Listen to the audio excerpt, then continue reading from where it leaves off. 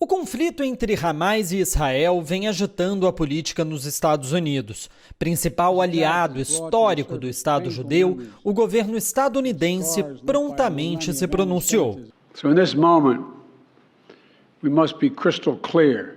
We stand with Israel. No discurso feito na Casa Branca, Joe Biden criticou veementemente as ações do Hamas e caracterizou o ataque como de puro mal. Nas ruas do país, porém, vozes dissonantes ecoaram nos últimos dias.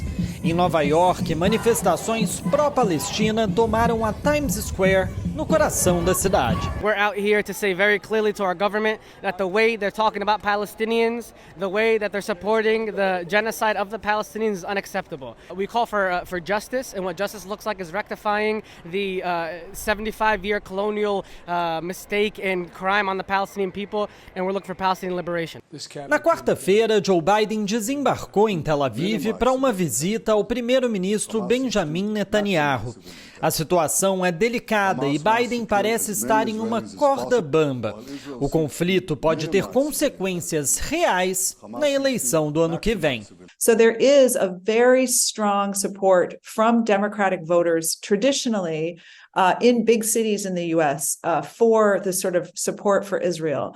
But actually, there's also Democratic voters who are more progressive or left who have also long criticized U.S. support for Israel. So the Democrats have a challenge, if you like, meeting these different constituencies. Atalia Omer, israelense que cresceu em Jerusalém e hoje pesquisa o conflito Israel-Palestina na Universidade de Notre Dame, nos Estados Unidos, acredita que a posição do governo é contraditória. So on the one hand, you have the U.S. saying, we are in full support, we are just behind Israel, whatever Israel wants to do. And yes, respect international law. And of course, Israel has not respected international law and wars of war. Because the right to defend oneself does not give you the right to starve the population, to turn off the water and electricity and fuel. This is a crime. Biden foi eleito com a promessa de reverter muitas das políticas polêmicas do governo Trump. Nas relações internacionais, não foi diferente.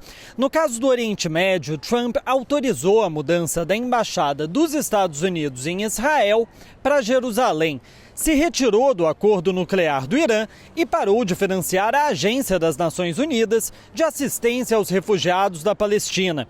Desde que assumiu a presidência, no entanto, pouca coisa mudou. The only thing that the Biden administration did when it came to power in the United States in terms of those moves, the embassy, the Iran deal, and so forth, was to reinstate the support in UNRWA.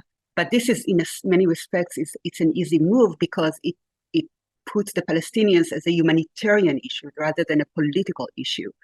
So it's one thing to talk about, investing in rebuilding Gaza, which is now devastated. This would be on a humanitarian level of analysis.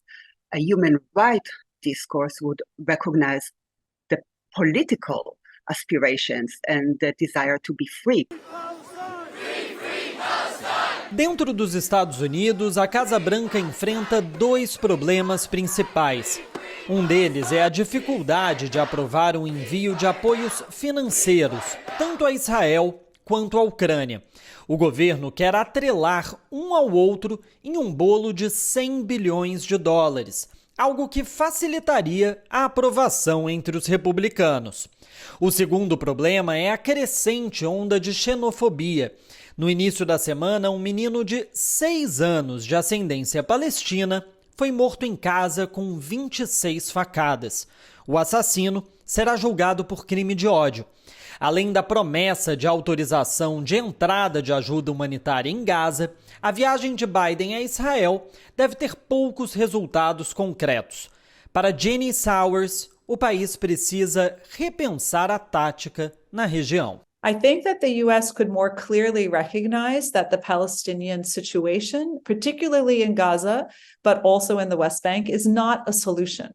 It's been a sort of temporary, what the Israelis like to call a temporary occupation in the West Bank. And really what we've seen is de facto annexation and an expansion of settlements in Area C, the area which the Israeli military controls in the West Bank. So the U.S. needs to call that out for what it is, right? It is undermining any territorial sovereign sort of autonomous Palestinian entity or state. It's making it impossible. And it is absolutely clear that the two-state solution would be highly problematic. So what are our alternatives needs to be an actual question. Free, free,